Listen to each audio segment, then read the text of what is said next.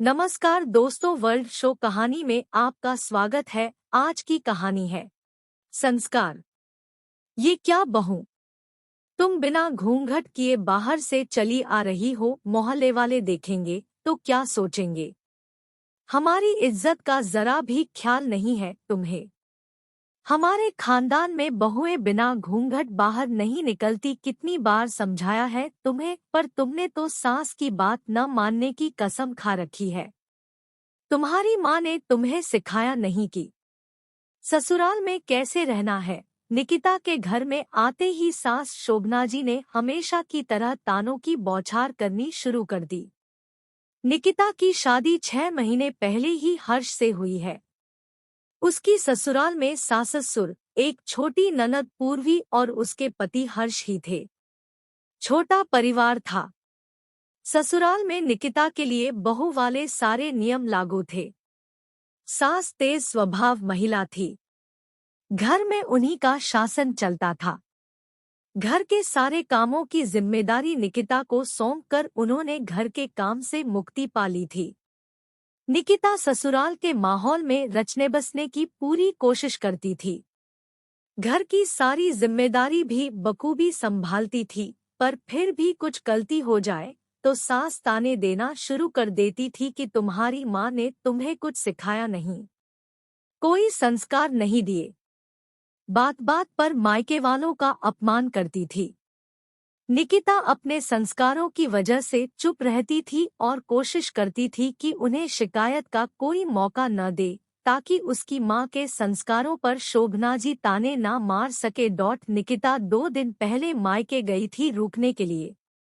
आज जब हर्ष उसे लेने गया था तो पता चला कि निकिता अपनी मौसी के यहाँ गई थी, जो थोड़ी ही दूरी पर रहती थी। हर्ष वहीं पर रुककर उसका इंतजार कर रहा था कि तभी शोभना जी का फोन आ गया। हर्ष उन्हें बताता है कि निकिता अपनी मौसी के यहाँ गई है। उसके वापस आते ही हम दोनों घर के लिए निकलेंगे।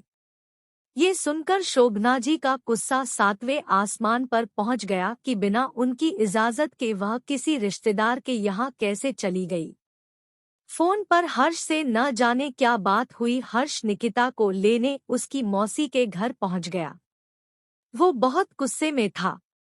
वहां जाकर वो निकिता को भला बुरा कहने लगा और बिना बताए मौसी के यहाँ आने के लिए डांटने लगा और तुरंत ही वहां से चलने को कहा। वहां उसको अचानक इस तरह आया देखकर सभी आश्चर्यचकित थे। सबने उसे समझाने की कोशिश की तो उनको भी अपशब्द कहने लगा।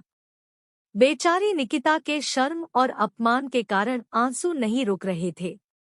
हर्ष उसे लेकर सीधे अपने घर आ गया था। हर्ष के व्यवहार से दुखी निकिता रोते हुए कब घर आ गई थी उसे पता ही नहीं चल पाया था। उस पर घर में कदम रखते ही शोभना जी ने उसे फटकारना शुरू कर दिया, तुम बिना घूंघट चली आ रही हो। एक तो बिना बताए अपने रिश्तेदार के यहाँ चली गई। यही सिखाया है तुम्हारी माँ ने तुम्हें। निकिता, जो हर्ष के बर्ताव से पहले ही बहुत क्षुब्ध थी, आते ही सास के ताने सुनकर उसका सब्र का बांध टूट गया। वह बड़ी विनम्रता के साथ बोली, मम्मी जी, मेरी माँ ने मुझे बहुत कुछ सिखाया है और ससुराल में कैसे रहना है आप सिखा ही रही है, पर मुझे लगता है कि कुछ संस्कार आपको अपने बेटे को भी देने चाहिए थे कि दामाद होकर ससुराल में किसी के यहाँ बिन बुलाए ना पहुँच जाए। और किसी का अपमान करने का अधिकार तो उन्हें बिल्कुल भी नहीं है, क्योंकि संस्कारों की जरूरत सिर्फ बहू को ही नहीं होती है। हर्ष ने निकिता से कहा, तुम माँ से बदतमीजी कर रही हो। निकिता, मैं माँ से बदतमीजी नहीं कर रही हूँ, बल्कि उन्हें बता रही हूँ कि जिन संस्कारों की उम्मीद वे अपनी बहू से करती हैं, उनके बेटे में भी होने चाहिए। बहू को कैसे रहना चाहिए ये बात तो मम्मी जी हमेशा बताती है, पर दामाद को ससुराल में कैसा व्यवहार करना चाहिए ये बात शायद आपको बताना भूल गई। निकिता से ऐसे जवाब की दोनों को उम्मीद न थी। उसका जवाब सुन और उसका क्रोध देख दोनों ने शांत रहना ही उचित समझा। शोभना जी ऐसा दोबारा ना होने का आश्वासन दे अपने कमरे में चली गई। लेखिका श्री रिंकी श्रीवास्तव।